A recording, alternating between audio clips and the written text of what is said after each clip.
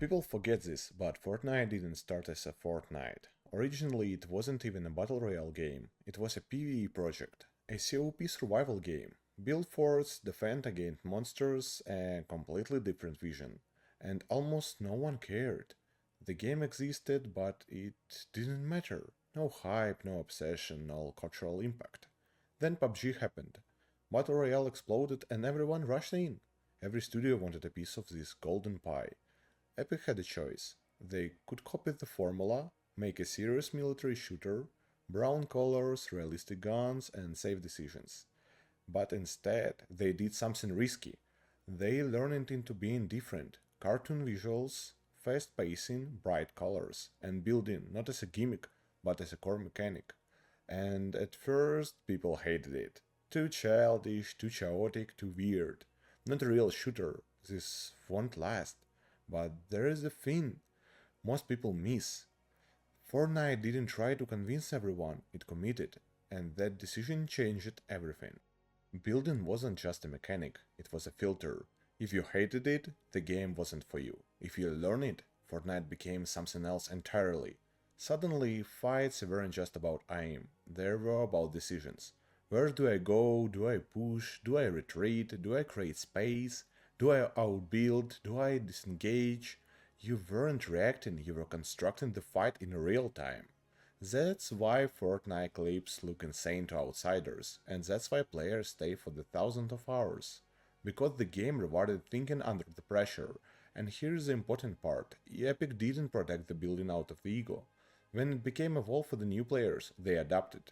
Most studios would double down, but Fortnite never did that. Zero build should not have worked. Removing the core mechanic of your game is something most studios would never do. It's actually like removing the shooting from the Call of Duty or spells from RPG game, but Fortnite did it anyway. And suddenly an entire new audience appeared, people who loved the movement, the gunplay, the pacing, but hated building. Instead of forcing one vision, Fortnite split itself. Two ecosystems, two skill curves, but same universe. You can sweeten builds or chill in their build, or bounce between both. That decision alone explains why Fortnite is still alive.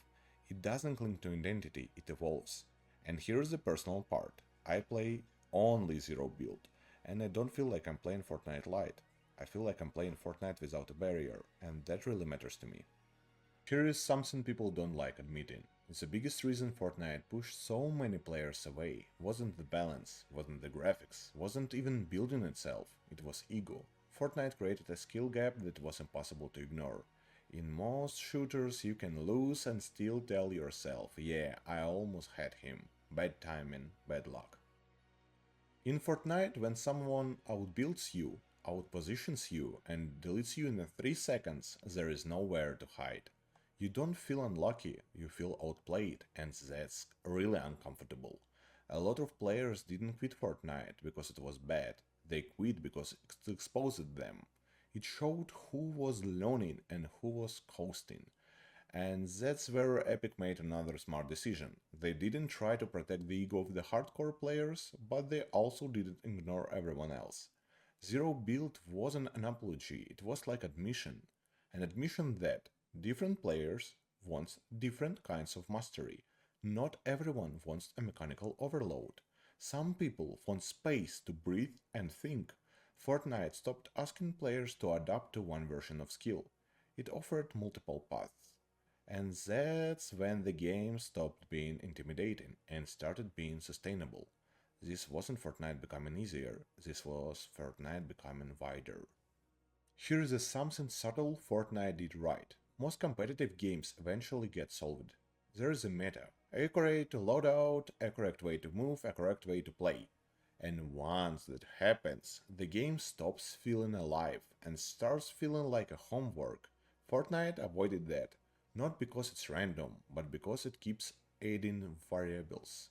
Moving changes, weapons rotate, map layout shifts, systems appear and disappear, and just when players think they have fully mastered the game and Fortnite pulls the rug slightly. Not enough to frustrate, enough to force adaptation. That's why Fortnite never feels static. You are not memorizing a solution, you are living how to react. That's a massive difference. And it's one of the reasons why players can return after months and still feel competitive without relearning everything from scratch. Most games do collaborations wrong. They feel like ads. Fortnite collaborations feels like events. Marvel, Star Wars, Dragon Ball, Travis Scott, Ariana Grande, these weren't skins. They were cultural moments inside the game. People logging in not to win, but to experience something new. Fortnite stopped being just a game. It became a platform for music, for movies, for pop culture. That's not accidental, that's a design, and it changed how people think about games entirely. Another thing people underestimate is how social Fortnite actually is. Not party chat social, not Discord social, but ambient social. You log in not always to win, sometimes just to exist. To run around, to emote, to joke, to talk. For a lot of players, Fortnite became a place where something is always happening, and that matters more than the mechanics. Especially for younger players, and honestly for adults too. Fortnite didn't just compete with games, it competed with the boredom. And in a world where people are overwhelmed, having a familiar place that doesn't demand excellence, it's incredibly powerful. This part most people really underestimate. Creative mode isn't a side feature. It's Fortnite insurance policy. Because Fortnite doesn't rely on Epic alone anymore. Players create new game mods, training maps, horror games, party games, competitive arenas, entire genre experiments. Fortnite isn't one game, it's a thousand of games sharing one engine. When a trend dies, another one is born inside the same ecosystem. That's insane longevity of design. Most games die when the meta dies, but Fortnite always regenerates.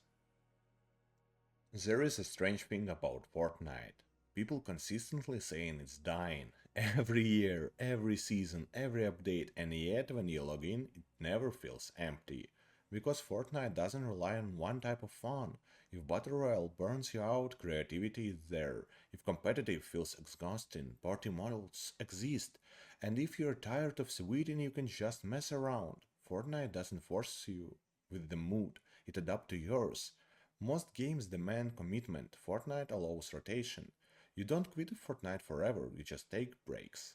And when you come back, the game doesn't punish you for leaving. That's incredibly rare. Fortnite understands something a lot of live service games don't. Players don't want to be married to one game all their lives. They want a place they can return to. That's why Fortnite feels more like a city than a product. You don't live there permanently, but it's always there. People don't stay in Fortnite because it's perfect. They stay because it's familiar, but not stagnant. You live for months, you come back, and it feels fresh, but recognizable.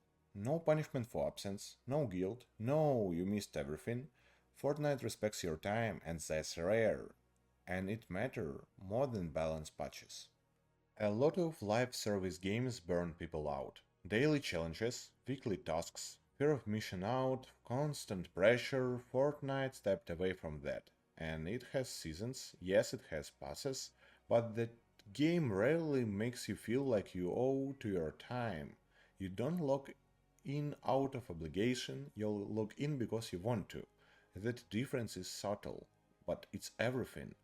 Burnout kills games faster than the bad balance. Fortnite understood that early, and that's why players leave without resentment and come back without resistance. Fortnite isn't built around mechanics, it's built around adaptability. When something stops working, it's removed. When players want something, it's tested. Fortnite doesn't ask what should Fortnite be, it asks what do people want right now. That's why it survives. A lot of people still misunderstand Fortnite. They think it survives because it's trendy, but it's loud, but it's for kids. That's a surface level thinking. Fortnite survives because it doesn't chase identity. It abandons when needed. Most franchises die trying to protect what they were. Fortnite survives by asking what it can become. It doesn't preserve nostalgia, it replaces it. That's why older players can come back without feeling like the game moved on without them, and that's why new players don't feel like they are late to the party. Fortnite doesn't care when you arrive, it just makes room. Fortnite doesn't need to be loved by everyone, it only needs to keep moving, and as long as it does that, it won't die. Not because it's immortal, but because it never stays the same. And there is a reason a lot of studios don't like Fortnite. But not because it's popular, but because it exposes how fragile most live service games are. Fortnite proved that. You don't need a sequel, you don't need to reset, you don't need to start over, you just need to listen faster than you can react. Most studios can do that, they're too slow, too proud, and too attached to what worked once. Fortnite isn't scary because it's successful, it's scary because it showed it a different way to survive. And that's why copying Fortnite never works. Other games trying to copy the skins, the collapse, the art style, the pace, but they miss the core. Fortnite doesn't evolve because it wants attention.